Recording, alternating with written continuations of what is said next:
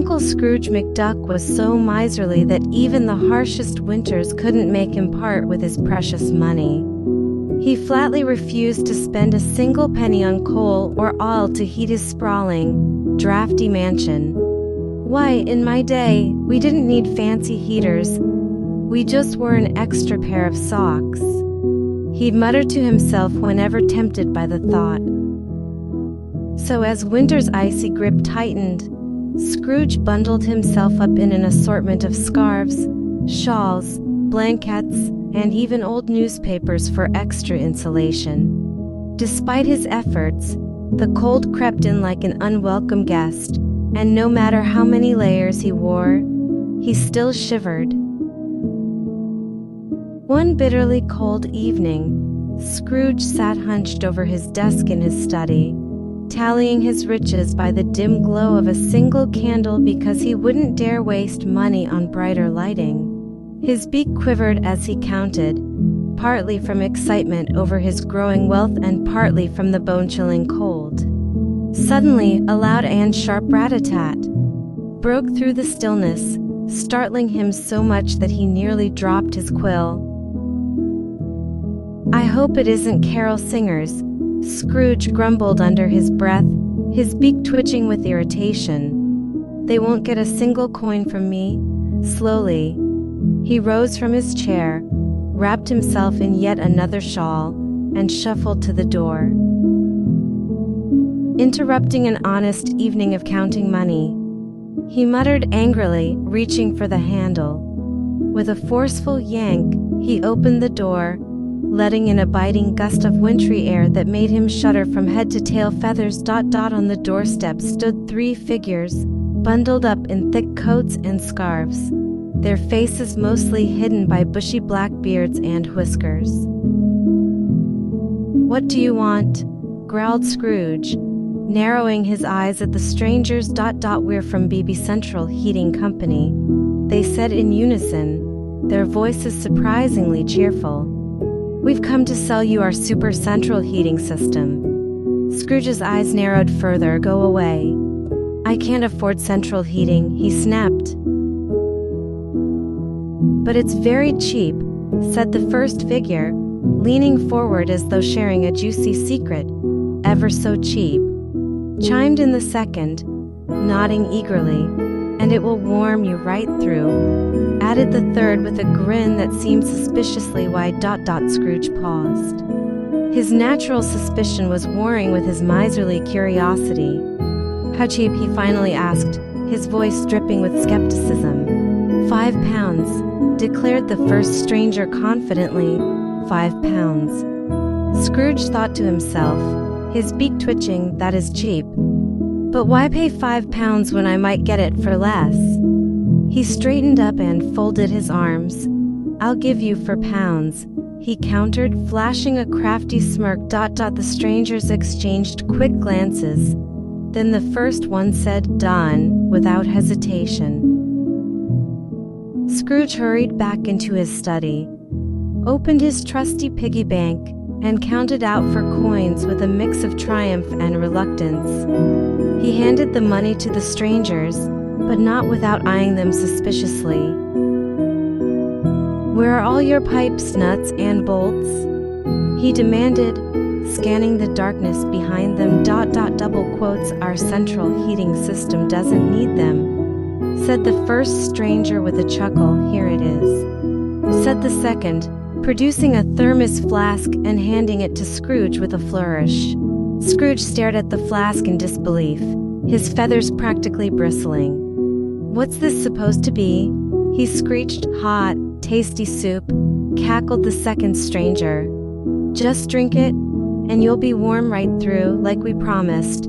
It's real central heating," added the third, struggling to contain his laughter. For a moment, Scrooge was too stunned to speak. Then, his beak opened wide as he let out a furious squawk. "Bah, give me my money back," he bellowed, lunging forward. But before Scrooge could grab them, the strangers tore off their fake beards and whiskers, revealing themselves to be none other than the notorious Beagle Boys. Yahoo! They howled with laughter as they dashed down the driveway. Scrooge's 4 pounds clutched tightly in their fists. "Come back here, ye scoundrels!" Scrooge shouted after them, shaking his fist furiously. But the Beagle Boys were already vanishing into the snowy night, their laughter echoing in the distance. Left with nothing but the thermos flask, Scrooge glared at it with a mix of rage and despair. £4 for a flask of soup, he wailed, "I've been cheated." He stomped back into his study, slammed the door shut, and threw himself into his chair, muttering angrily about thieves and tricksters. But as he stared at the thermos, his frugal nature kicked in. He couldn't bear to waste anything he'd spent money on, no matter how infuriating the circumstances. Double quotes, "Well, it's not central heating," he grumbled, unscrewing the lid, "but it'd better be warm." He took a tentative sip, and to his surprise, the soup was rich, hearty, and delicious. A reluctant sigh escaped his beak as warmth spread through his body. "Yeah," he muttered, "it's no furnace, but at least I got something for my money." From that night on, Scrooge made sure to double-check the credentials of anyone at his door.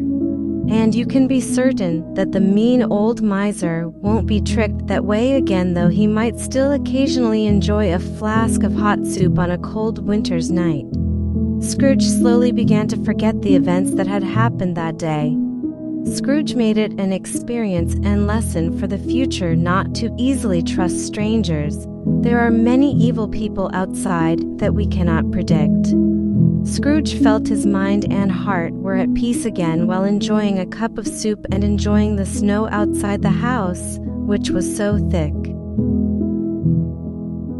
After finishing a cup of soup, Scrooge carefully placed the empty cup in the kitchen, the faint scent of the broth still lingering in the air like a quiet reminder of the comfort he'd found in that small moment. He moved about the house with a deliberate, methodical calm, as if he were a clock winding down for the night. The fire crackled softly in the living room, its warmth a far cry from the sharp bite of winter outside. He made his way to the bathroom, where the steam from the hot water would soon fill the room with a soft mist. As he turned the taps, the sound of water rushing into the tub was almost soothing, an ordinary sound that felt oddly comforting after such a long, cold day.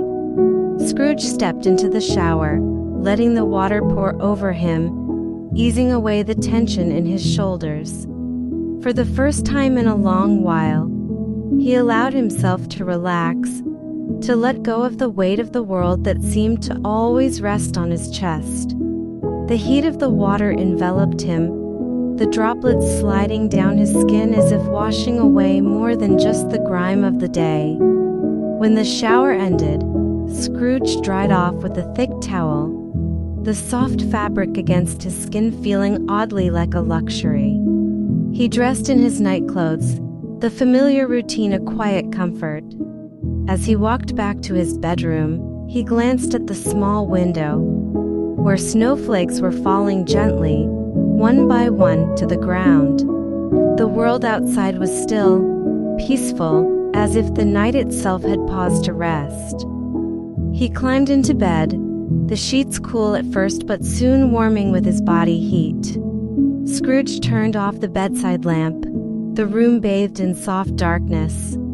He lay there for a moment, his thoughts drifting like the snow outside. There were no grand thoughts, no anxious worries about the future. For once his mind was calm.